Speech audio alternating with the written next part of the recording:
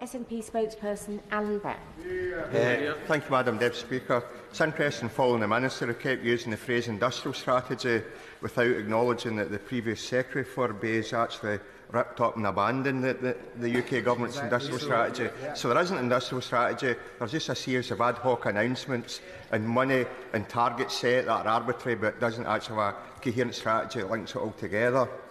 Madam Deputy Speaker, in terms of starting properly, I should start by welcoming today's news, the confirmation of the £4.2 billion order for the 5 Type 26 frigates awarded to BAE Systems that govern Scotstoun.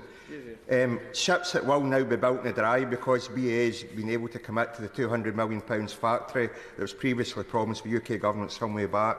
So it's not the number of frigates that were originally promised, but there's no doubt that that announcement today is good news for the workers in Glasgow. Now, that good news, Madam Deputy Speaker, is in contrast to a couple of stories or events from yesterday.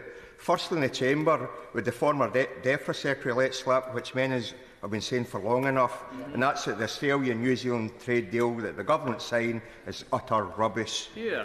And also yesterday, Bloomberg ran a story confirming that Paris's stock market has now exceeded London's stock market in value. Now, these matters are interlinked. It's a combination of the Tory free market ideology and Brexit, of course. And we continually see proof of the harm of Brexit in terms of the UK's performance compared to the G7 and the G20 countries. And yet, despite this, and there was a big lack of talk of Brexit in terms of the Shadow Minister's contribution, but despite what we know the harms of Brexit, Labour now say they want to make Brexit work. Free movement of people is gone, the Labour leader tells us. We've recruited too many people from overseas into the NHS, he tells us. But the reality is, when Labour's got such a lead in the polls at the moment, they should be offering bolder plans, such as rejoining the single market, certainly allowing free movement of people so we can grow the economy again. But right now, the Labour position seems to be, we won't be quite as bad as the Tories. It's hardly ambitious. But, Madam Deputy Speaker, we do have to be realistic. If we want to increase skilled jobs in the workforce, while we also continue to recruit for the service sector and the hospitality industry, the NHS, etc., then we do need inward migration. And there might be a legitimate debate about the fact too many people have exited the workforce for various reasons, but the reality is we've currently got record low numbers of people seeking work compared to vacancies, so clearly immigration is required, and free movement of people with the EU is a logical step to achieve this. Will Honourable Friend give way? We'll give way on that. Honourable Friend's making a powerful point, and of course, you know, having people to staff the industry, such as my constituency, where we have hospitality is crying out for people, we have health industry which is crying out for people, and we used to be able to count on EU citizens. There isn't the people there to actually replace them, and it's vital for a country like Scotland to have a different approach from the one taken by this government, this place over immigration, because our historical problem has been we've suffered from emigration rather than immigration. We need people in Scotland. 100%. It's all about keeping that balance of population. It's about growing the workforce. It's about growing the skills base. Actually, it's helping your businesses grow, and obviously it's growing the tax base as well, which is actually creates a fairer economy for all. Now, Madam Deputy Speaker, for too long what we've seen in the UK is it's deindustrialised, that the deindustrialisation was deemed acceptable as long as the financial city was booming in London. But that's been the wrong strategy for decades now. It's left coalfield areas such as my constituency struggling, not to mention the loss of industry and manufacturing in the main town of Kilmarnock, my constituency, and the surrounding Irvine Valley. Now, this has been replicated in industrial areas up and down the UK. Now, arguably, the Tories have now recognised this with the so-called levelling up agenda, but this is a slogan that admits that all these years of failure in terms of that deindustrialisation, but it's also, in reality, it was just a political strategy that was aimed at the red wall seats. But also, as a government strategy, the levelling up agenda is so ad hoc that nobody can actually define what it means in terms of outputs and measures, and actually just opens the way for more political chicanery. Now, Madam Deputy Speaker, turning to the motion in the automotive industry, again it's clear that Brexit has produced challenges.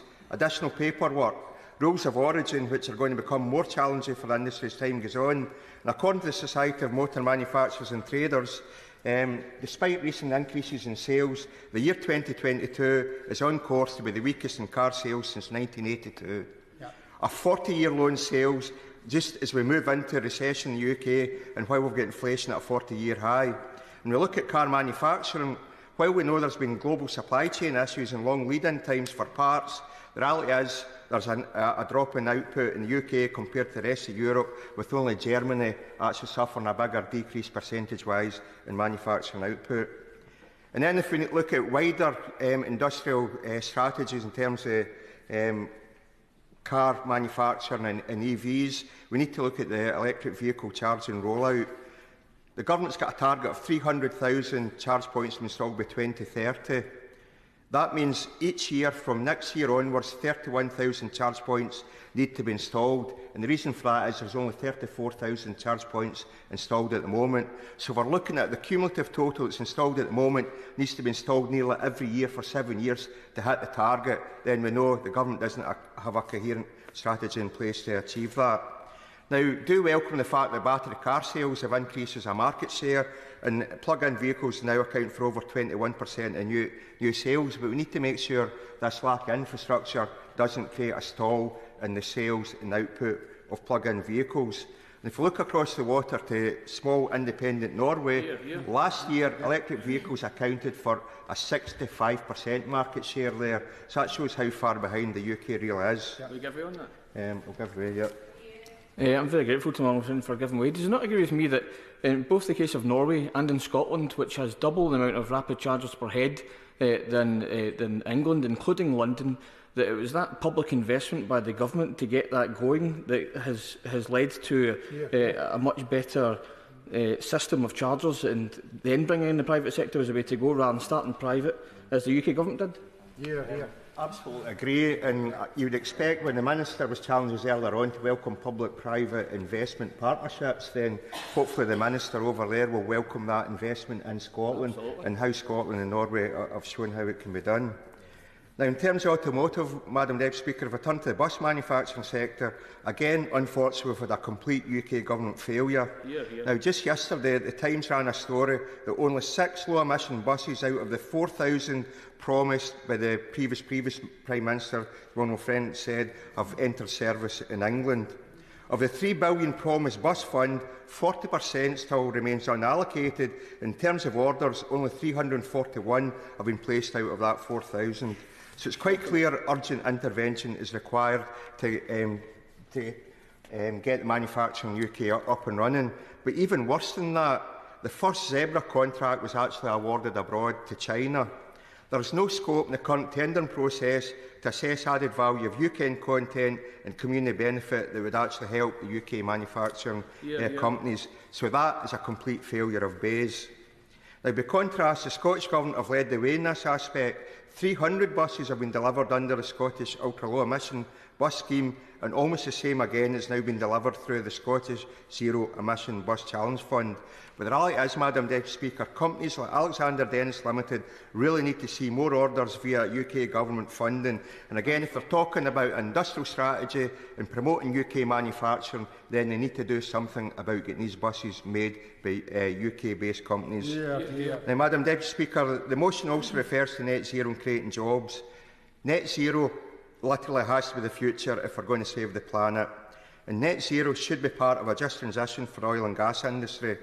Now, with the right support for emerging technologies such as tidal stream, then Scotland in particular can be a manufacturing technology exporter.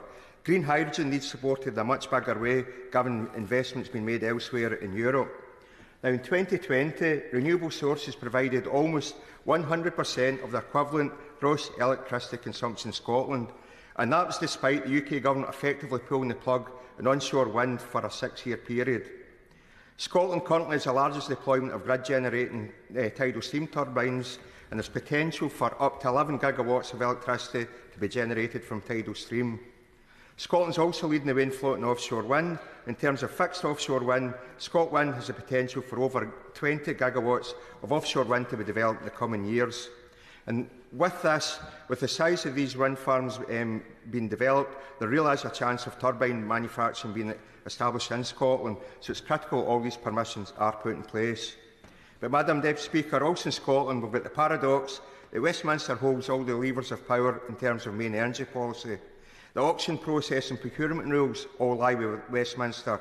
The setting of the grid charging regime and the regulator, Westminster. Borrowing powers to invest lie with Westminster. The ability to actually pool funding or prioritise projects such as carbon capture and storage lie at Westminster. And this is underlined by the disgraceful fact that funding was pulled from Peterhead CCS in the past, and that Peterhead or the Acorn project is currently still classed as a reserve project, despite having been the most advanced and rounded project overall in terms of CCS clusters. And it's Westminster that can decide on a pricing mechanism for pumped storage hydro or not. And so far, Westminster has ignored the calls to sit down and discuss a cap and floor mechanism for electricity generated by pumped storage hydro. It's Westminster that's got control of the consenting rules and processes under the Electricity Act. And it's Westminster who's prioritising our £30 billion capital spend for Sizewell C nuclear power station. It's Westminster that squandered £380 billion of oil and gas revenues. But despite this, bizarrely right now we have unionists who seem to take glee the fact there might not have been as many jobs created by the onshore wind sector as originally hoped for. But this is as much down to the procurement processes which we called for to be changed for years to allow for local content. And right now, we've got the unionist glee that somehow they believe Scotland's renewables potential has been overblown or overhyped by politicians. Madam Deputy Speaker, I can assure you it's certainly not been overhyped. And a report prepared by Landfall Strategy Group illustrates that pursuing offshore wind and tidal resource alongside a green hydrogen strategy could create up to 400,000 jobs by 2050 and 34 billion GVA. That is the sort of ambition required, and that seems to be only deliverable by independence and full levers of power.